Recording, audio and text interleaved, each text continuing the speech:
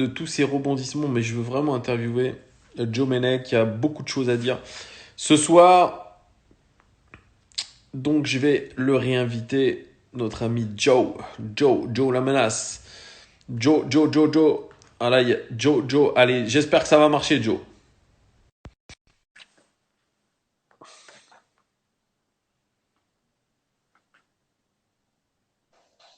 Dis-moi que ça fonctionne. Yes! Ah, Ça parfait. marche, Joe. Parfait. Salut, Joe! Salut Thomas, salut les gones. Joe qui est un fidèle parmi les fidèles de cette chaîne qui suit beaucoup l'OL, qui suit beaucoup OL Fan TV.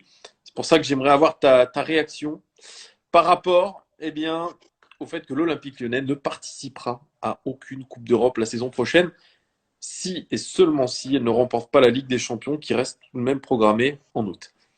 C'est pas vraiment sûr que l'on soit pas en Coupe européenne l'année prochaine parce que j'ai lu encore deux trois articles qui ont été parus là Ouais. il y a pas très longtemps sur la dernière heure et l'UEFA aurait dit que c'était des manipulations illégales ce qui aurait fait la LFP. Donc le recours en justice de Jean-Michel Aulas serait appuyé aussi par quand même pas mal de clubs Ouais. et serait pas tolérable du point de vue de l'UEFA. Donc on verra. Donc il n'y a pas d'informations sûres pour le moment, mais sinon ouais à chaud comme ça, si ça reste On dans ce finit sens-là. septième hein, quand même. Septième au ratio point match. Alors honnêtement, septième par rapport au championnat, on le mérite, mais amplement par rapport à ce qu'on a pu proposer durant l'année, parce que c'était une catastrophe. Hein, faut être objectif. C'était horrible. Hein, quelle saison merdique. C'était impressionnant. Après, par rapport à l'Europe, c'est vrai que c'est quand même plus agréable, même pour le coefficient de l'UEFA, de la France, d'avoir Lyon en Coupe d'Europe plutôt que Reims ou Nice.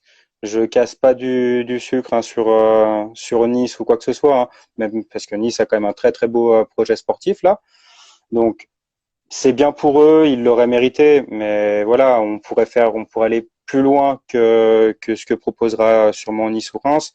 Donc, vis-à-vis de la France, déjà, je trouve que c'est très, très important que Lyon y soit. Moi, j'ai 27 ans. Lyon sans Coupe d'Europe, je connais pas.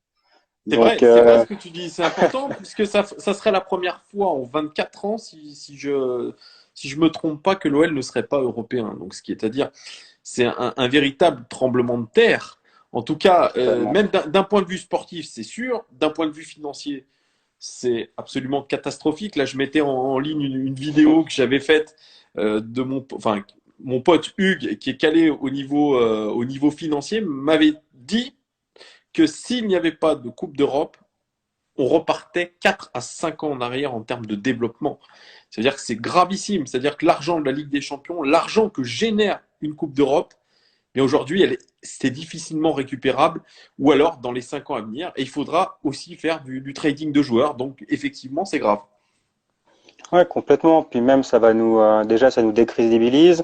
En plus de ça, on va perdre quand même des joueurs qui, selon moi, sont importants. Même si je sais que t'es pas un énorme partisan qui voudrait récupérer Depay à tout prix.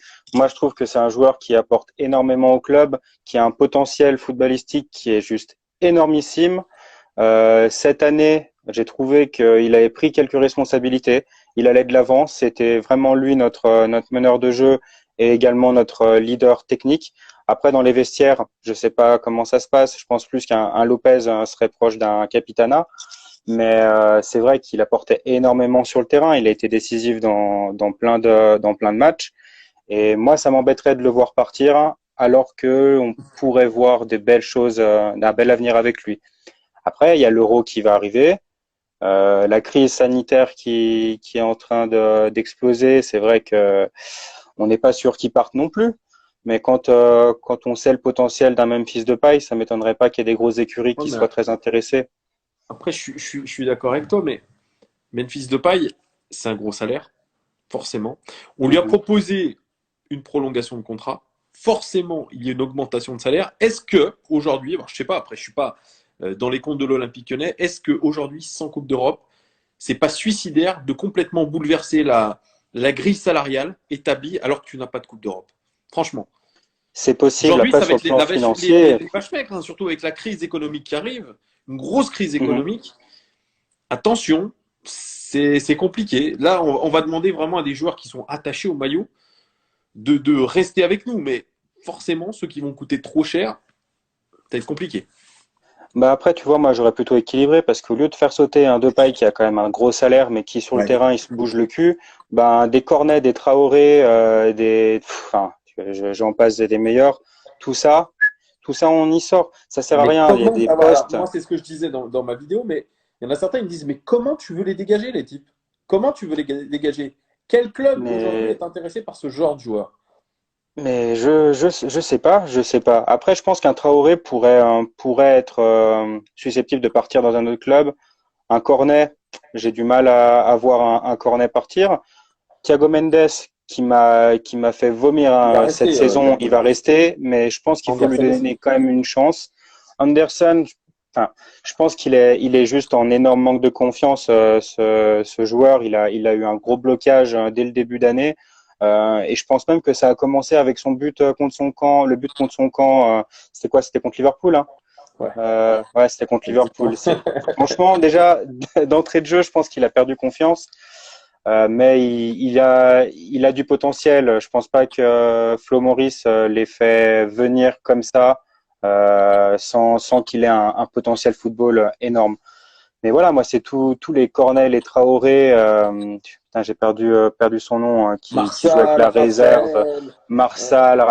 Marsal, Raphaël, je suis d'accord avec ce que disaient plusieurs de tes auditeurs. C'est un mec, il donne sur le terrain, il a faim, mais c'est pas assez. C'est pas le standing goal. Pour moi, il a rien à faire dans un club comme l'Olympique Lyonnais. Tu vois, Si, si, est-ce que tu es d'accord avec moi? Il faut profiter du fait qu'on n'ait pas cette Coupe d'Europe, où on n'est pas de Coupe d'Europe, pour faire un grand coup de balai et surtout faire un audit général de l'équipe, du staff, se poser les bonnes questions et repartir, je dirais pas de zéro quand même, mais quasiment de zéro. Est-ce qu'il ne faudrait pas faire ça?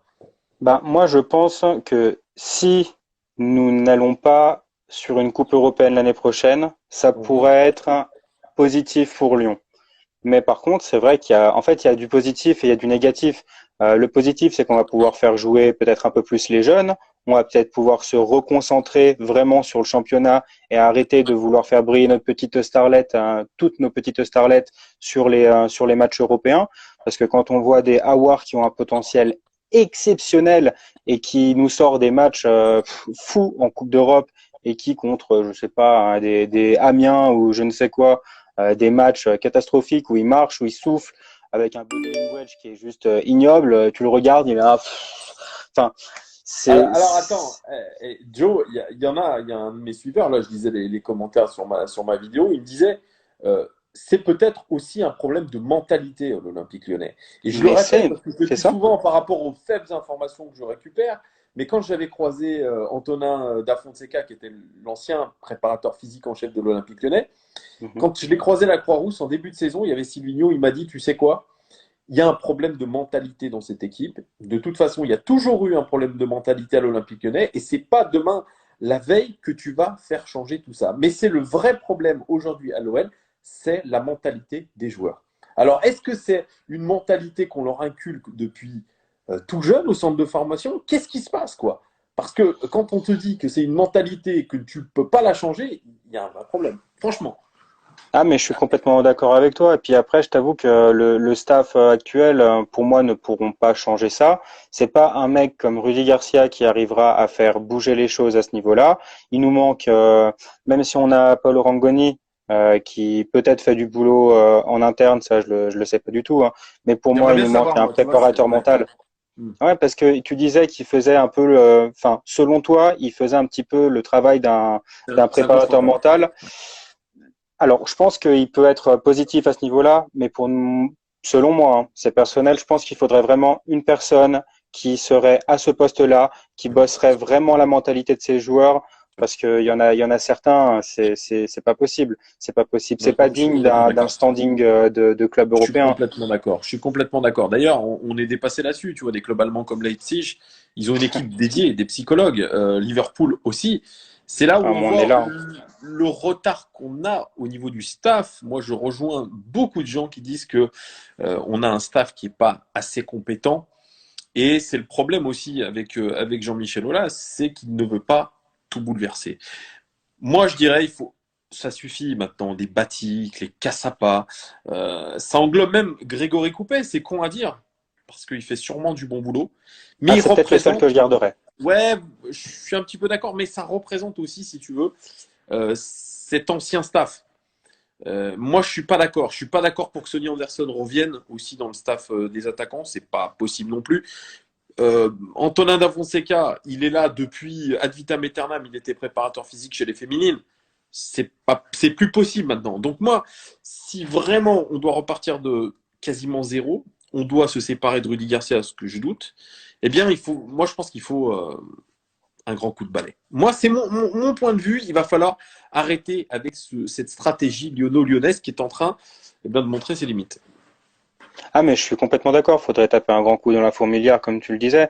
Après, tu vois, je pense que l'erreur, déjà, elle a été, pour moi, la grosse erreur, c'est ce que je t'expliquais la dernière fois. Elle part du départ de Genesio. Même avant le départ de Genesio, par rapport à Avant, tout ce qu'on en a avant. fait.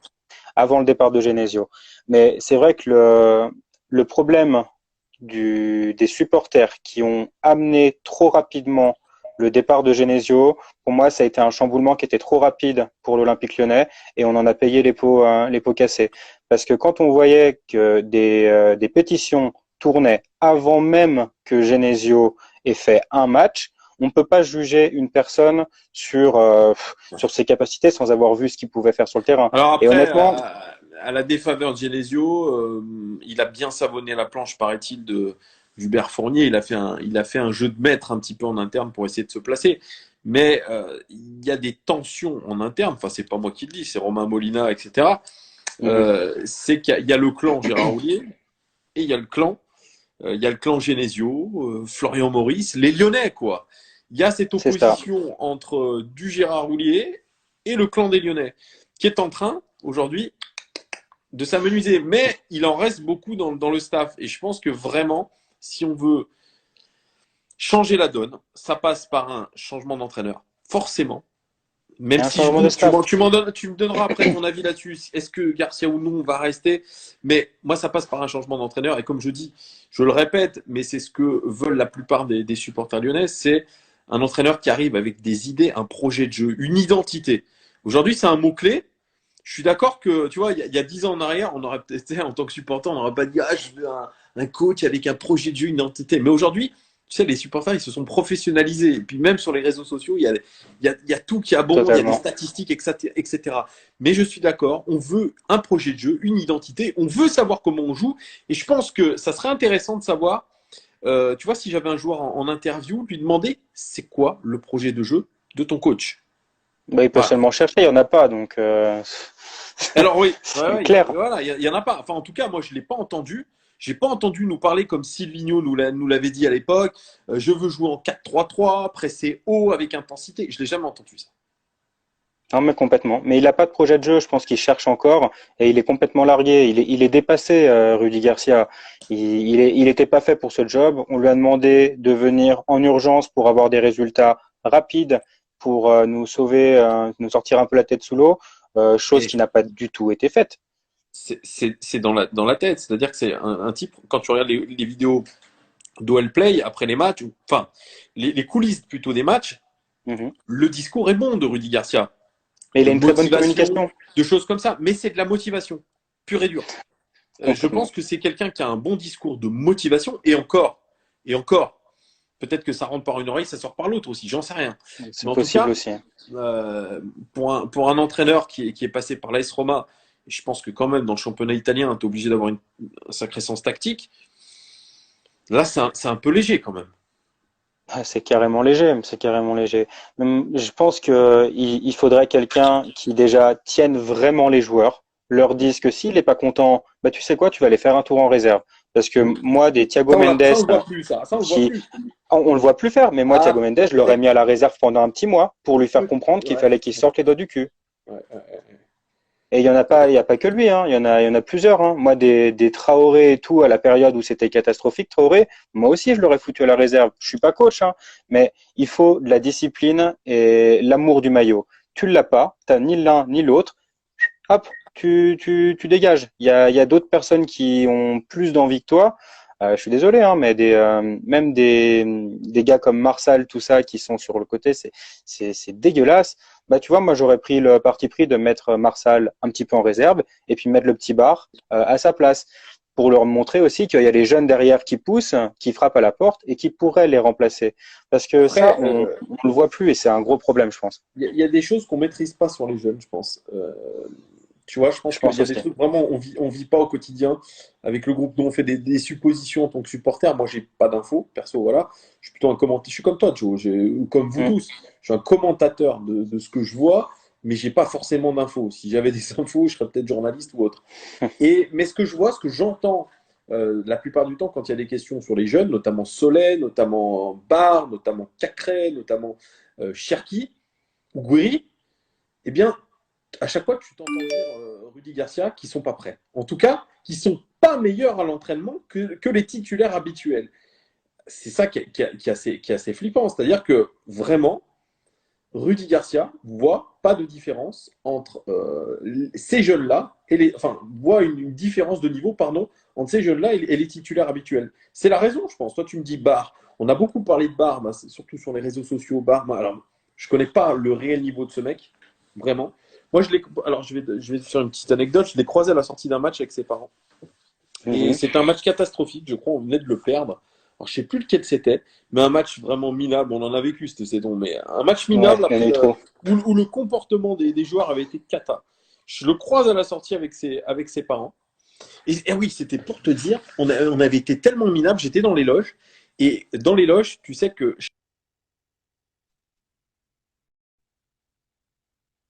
Tu Ah, m'entends? ouais, vas-y. Ouais, Ouais, je t'entends mieux. parce que j'avais plus de batterie.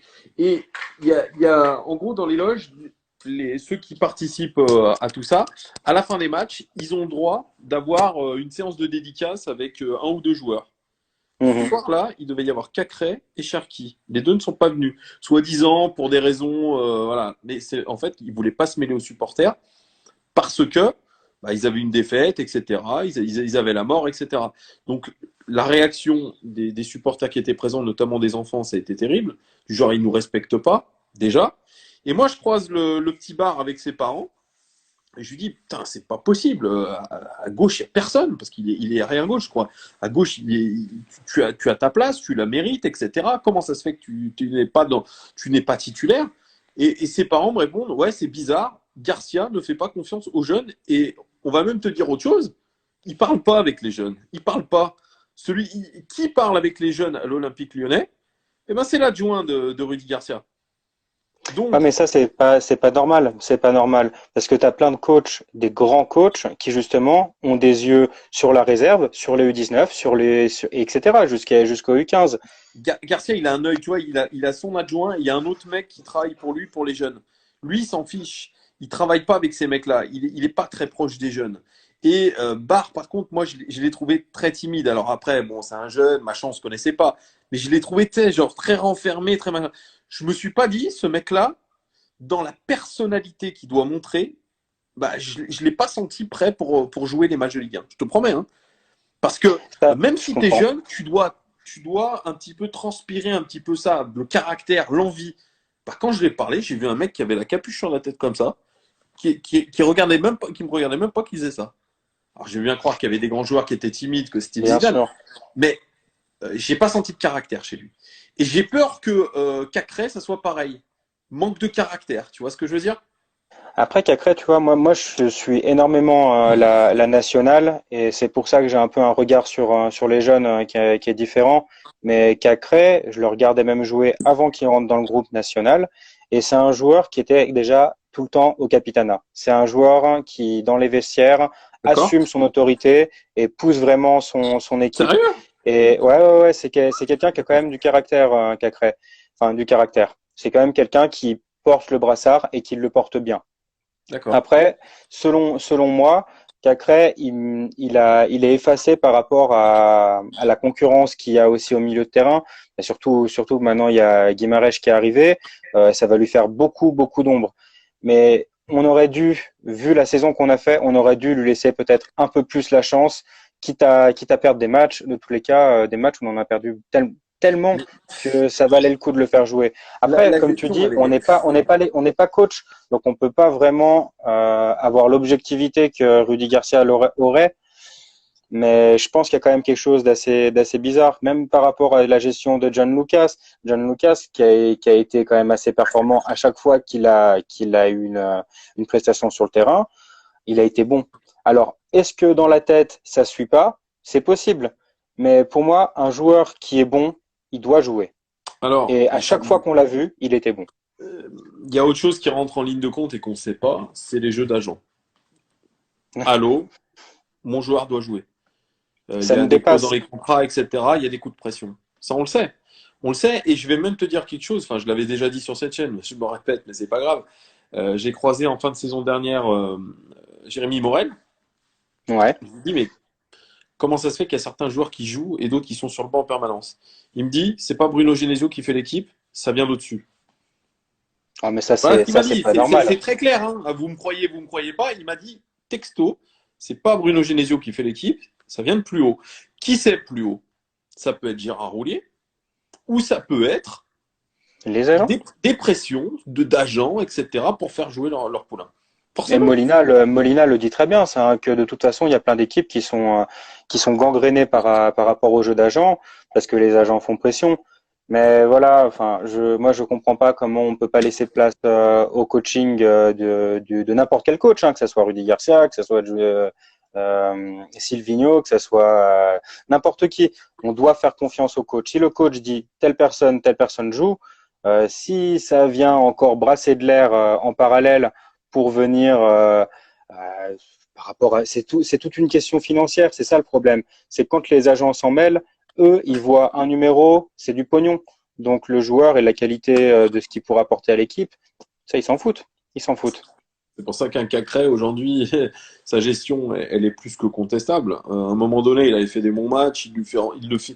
C'est match contre Nice, je crois, où Marsal prend un rouge, il sort Cacré, il Ah sort oui, directement Cacré. bien sûr. Voilà. Et à partir de là, je crois que en gros, il le fait plus jouer. Et Cherki, il le met titulaire contre le Paris Saint-Germain. Et après, fini. Et pourtant, il fait Après, une c'est passe vrai que décisive. là, Mais comme je répète souvent, c'est je vrai. pense que Cherki, c'est des problèmes de comportement, de joueurs qui se. On le voit d'ailleurs dans les vidéos, etc. Je pense que Il se c'est voit trop quelqu'un beau. qui il se voit trop beau, il est beaucoup à l'aise dans le groupe. Tu sens que ça met des grandes claques dans le dos de tout le monde. Mhm. Il a 17 ans, le gamin. Il a 17 ans, mais il se sent tellement supérieur, et peut-être qu'il l'est supérieur techniquement, que peut-être qu'il a du mal à comprendre pourquoi eh ben, les entraîneurs et Rudy Garcia lui met des coups derrière la tête. Et Mhm. il y a Gérard Roulier dans une interview qui dit euh, un jeune, je crois que c'était à Liverpool ou je sais plus où, qui lui dit écoutez coach, moi je vais m'en aller parce que je joue pas avec vous. Il lui a dit mais t'as joué 5 matchs cette saison, mais l'année prochaine tu vas en jouer 10, et puis 15, et puis 20. Prends C'est de ton la temps, gestion. prends ton temps. C'est de la gestion. Donc c'est pour ça que je pense qu'il faut être un peu indulgent là-dessus avec Garcia. Je pense pas qu'il manage mal les jeunes. Voilà. Je pense qu'il n'est pas con. Il a un mec qui regarde les jeunes pour lui. Mais il y a cette gestion à avoir. Il y a cette gestion à avoir. Il y a cette gestion des jeunes et de l'ego des jeunes. Et c'est très compliqué. Et c'est pour ça que je pense que Cacré, Cherki, etc., la saison prochaine, ils doivent rester. Même Guiri mine de rien, une saison sans Coupe d'Europe, il peut rester. Mais Guiri, de toute façon, il va rester, hein. Pour moi, je le vois pas partir. Moi, je pense que les probabilités de départ, ça sera Aouar, Dembélé et Depay, sans surprise, hein. À voir comment ça se passe Ou déjà Awar, sur le plan attends, financier. Awar, il peut très bien se mettre bien et en tout cas montrer son attachement à l'Olympique Lyonnais en disant je reste, je suis bien dans le projet. Moi, j'ai envie de marquer l'histoire de l'Olympique Lyonnais, j'ai envie d'aider l'Olympique Lyonnais à remonter, en tout cas reconquérir la Coupe d'Europe, essayer d'aller en Coupe d'Europe, faire une grosse saison. Voilà, ça peut être aussi le leitmotiv chez Awar. Et sinon, comme tu disais, si il venait à partir, ciao bonhomme, on n'a pas besoin de toi. Complètement, complètement. Mais c'est vrai que faut voir déjà comment ça va se passer au niveau des coupes européennes parce que ça va changer hein, beaucoup de choses. Mais même si on fait pas une coupe européenne, voilà, on se concentre sur un championnat, on essaye de viser une coupe. Enfin, une coupe, ça sera qu'une seule coupe. Hein. De toute façon, il n'y a plus la Coupe de la Ligue l'année prochaine. On peut essayer d'aller titiller le PSG, comme ils l'ont dit si bien. Moi, ça me ferait rêver hein, de voir un Olympique Lyonnais aller emmerder le PSG à 3 points à la dernière journée. Ça me ferait vibrer. Mais pour que l'on puisse vibrer comme ça, il faut que la mentalité des joueurs change et que le principe de jeu change également, qu'on retrouve un vrai principe de jeu. Et pour moi, il y en a qu'un seul qui pourra faire changer les choses, c'est Jean-Michel Aulas en faisant sauter Rudy Garcia. Parce que déjà, il ferait du bien aux supporters. Il remettrait un petit peu les supporters de son côté, entre guillemets. Et franchement, on a plus besoin de lui. Je trouve que c'est lunaire. Hein. Son coaching, il est minable. C'est minable comme coaching. Toutes les coupes de tous les matchs d'Europe, comme je te disais tout à l'heure, ils ont été la plupart très très sympas à voir. Il y avait quand même un minimum de jeu offensif. Mais alors, franchement, en championnat, je me suis emmerdé toute la saison. Je crois que j'ai jamais été aussi énervé que cette saison. C'était une catastrophe.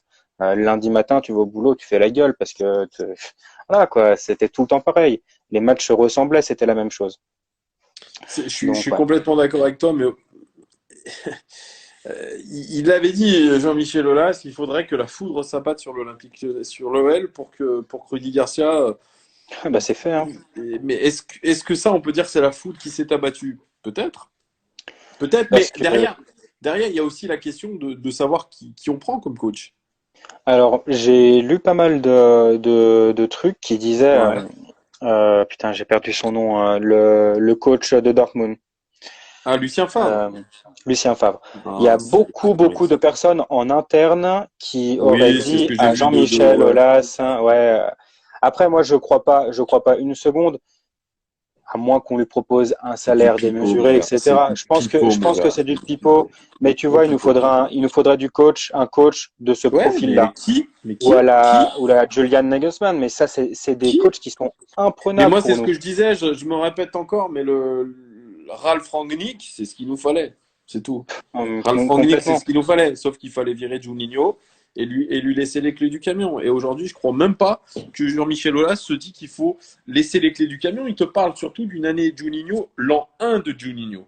C'est-à-dire qu'il joue beaucoup sur cette année, Juninho, et voilà, c'est qu'il va falloir un recrutement à la hauteur. Parce que même si tu n'as pas de Coupe d'Europe, tu es obligé de recruter quand même. Tu recruteras totalement malin. Tu n'auras pas de grosses stars. Hein. Ça, il faut l'enlever tout de suite de sa tête. Voilà, les stars, ça sera ton centre de formation, tes têtes d'affiche comme ça, mais Guimarães peut-être, mais c'est tout. Voilà, il faudra se contenter de ce qu'on a. Complètement. Après, voilà, moi, je t'ai dit, déjà à la base, j'aurais bien aimé voir un Bruno Genesio accompagné de Johnny, épaulé par Johnny en tant que second. Et il y a un gars hier sur ton live YouTube qui a dit quelque chose qui m'a fait un peu vibrer, un Gasset Juninho. Franchement, ça me donne faim, tu vois. J'aurais bien vu un Johnny avec un Gasset qui sont quand même deux caractères différents et qui auraient été très complémentaires. En tant qu'adjoint, ouais. Dit Juninho en tant qu'adjoint. Complètement. Je suis d'accord avec toi. C'est plus un homme de terrain, Juninho, qu'un homme de bureau, de trucs comme ça, de recrutement. Et d'ailleurs, je vous conseille à tous et puis à toi, je sais pas si tu l'avais vu, c'est une petite interview Juninho avec Govou, la mi-temps Govou, je sais pas quoi. Je l'ai vu. Et ça date d'il y a 6 ans, 5, un bon moment, ouais. Et Johnny disait, je suis en train de passer mes diplômes, blablabla. J'aimerais bien, ouais, il les a. J'aimerais bien reprendre un jour l'OL. Et franchement, c'est dingue, hein, parce que dans ce reportage, dans cette interview qui a au moins 6 ans, il dit clairement tous les problèmes actuels qu'on a à l'OL, dans l'équipe, etc. Et il apporte des réponses et des solutions à ces problèmes.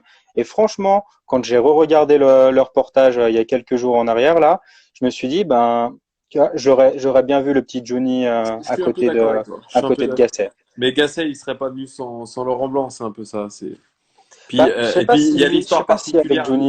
Il y a l'histoire particulière avec Saint-Etienne, Gasset. Bien sûr. Il n'aurait pas voulu trahir comme ça un petit peu les Stéphanois. Mais, et j'aimerais aborder un dernier truc avec toi. Mhm. On a vu sur les réseaux sociaux, bah, je sais pas si tu as scruté, un déferlement de haine anti-Olympique lyonnais. Anti-Olas, anti-Olympique lyonnais. On est C'est un minable. club. Ouais, mais c'est minable. Mais moi, ça me fait penser on a un club eh bien, avec une identité qui est dégueulasse. Ça montre que l'image de marque de l'Olympique lyonnais, elle est dégueulasse. Voilà. Bah, tu sais que On n'a Olas pas est la cote. détesté. On n'a pas la cote. On n'a pas la cote. Mais on a toujours été détesté. Franchement, moi, ça fait partie Toujours, je aussi suis un pas sûr. peu Non, non, non. À l'époque, à on l'époque, gagne les bien 7 sûr. titres. On n'est pas autant détesté. Tu me diras, il n'y avait pas les réseaux sociaux comme il y a aujourd'hui, mais on n'était pas autant détesté. Alors, pendant notre belle période, on n'était pas détesté, on était même les favoris, on était le petit prince de France, etc. Comme le PSG a pu l'être, enfin l'est encore, comme Marseille a pu l'être auparavant. En fait, ça se joue aussi par rapport au classement et ce que l'équipe propose. Quand on proposait des matchs qui étaient juste incroyables, où tu mets en difficulté le Real, où tu vas faire des matchs de fou furieux, bah, c'est normal que la France te suive. Et là, par contre, le papier Olas, c'était plus papier Olas, c'était roi Olas à l'époque. Maintenant, tout le monde va dans le contrevent de ce que dit Olas, en disant que de toute façon, il fait tout que pour son club, blablabla. Bla. Ouais, mais c'est le but d'un président. Un président, il doit protéger son club. Moi, c'est comme ça que je vois Jean-Mimi. Pour moi, c'est le meilleur président qui ait eu en France. Parce qu'on a beau y avoir des tapis, etc. à Marseille. Pour moi, Tapis, c'est le plus gros escroc que le monde du football a pu connaître en France. On en parlait la dernière fois. C'est un escroc fini. Des Pape Diouf qui étaient très bons n'arrivent pas à la cheville de Jean-Michel Aulas. Et Jean-Michel Aulas, les gens ont beau dire ce qu'ils veulent sur lui. Plus tard, on le verra à la FFF. Pour moi, c'est celui Enfin, qui plus tard. remplacera Gasset. Plus tard. Pour Le moi, dans Gret, tu veux quelques dire. années, j'ai pas entendu Le Gret. Ouais. J'ai dit quoi? Gasset. Ouais, Gasset. encore dans le truc. Mais ouais, pour moi, je le vois remplaçant de Le Gret et peut-être que les gens le critiqueront moins quand il sera à la FFF.